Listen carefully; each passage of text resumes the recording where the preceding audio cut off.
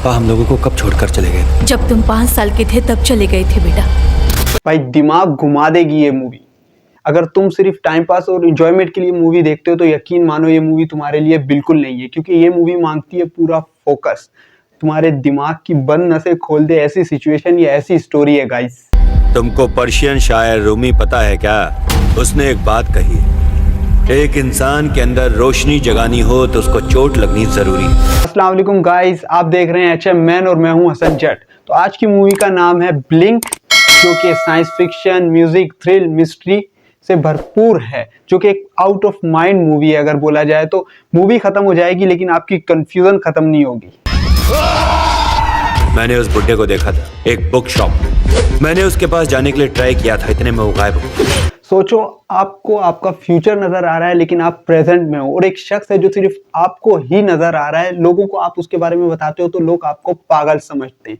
क्या ही बेहतरीन स्टोरी और क्या ही बेहतरीन कॉन्सेप्ट है इसमें। मतलब राइटर ने इतनी खूबसूरती से स्क्रिप्ट लिखती है और डायरेक्टर ने उसको उतना ही रियलिस्टिक तरीके से हमारे सामने प्रेजेंट किया है कि होश उड़ जाएंगे। मैं ट्राई करता हूँ जवाब। रात बहुत बारिश हो रही थी, आधी रात को मैं खिड़की बंद करने के लिए गया। उधर सेम मेरे जैसे आदमी को मैंने देखा था। चलो एक आदमी जो अपने पास में कुछ ढूंढ रहा है और एक लड़का जो अपनी आंखें बगैर ब्लिंक किए बहुत देर तक रख सकता है। वो आदमी उस लड़के को एक तरह से ब्लैकमेल कर रहा है और उसको एक तरह से उसकी नीड है। तो गाइस, कहानी है अपूर्वा नामी एक लड़के की। उसको ही समझ में नहीं आ रहा है तो फिर बाहर कौन समझेगा? जिसको पता चलता है कि उसके फादर जिंदा हैं।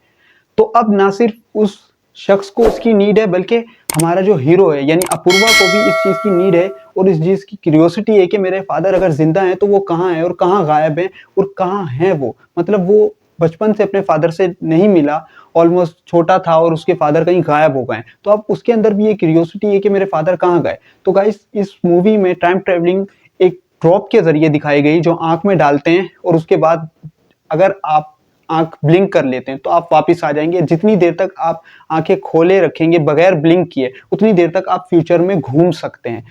मतलब कि टाइम को किस हिसाब से आगे पीछे कर रहे हैं वो बहुत मजे का लगता है। और मतलब कितना ही खूबसूरती से पास्ट, प्रेजेंट, फ्यूचर सबको एक साथ दिखाया जा रहा है। और लाइक हम कंफ्यूज हो रहे हैं लेकिन सब बहुत ही रियलिस्टिक लग रहे हैं। वहाँ पे बहुत सारे लोग थे, ठीक से कुछ देख ही नहीं पाई।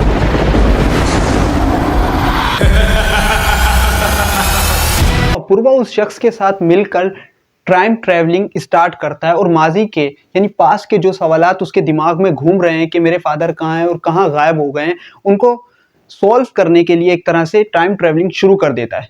लेकिन गाइस, वो शख्स जैसे अपूर्वा को किसी चीज के लिए तैयार कर रहा होता है। इसमें इतने सारे सवालात हैं कि आप मूवी देखते देखते उनमें मगन हो जाएंगे और आप भी अपूर्वा के साथ साथ उन सवालों के जवाब ढूंढने में इतने मशगूल हो जाएंगे कि कब क्लाइमैक्स आ जाएगा आपको पता ही नहीं लगेगा और आपकी सारी की सारी थ्योरीज और एक्सपेक्टेशंस को एक साइड पे रख देगा।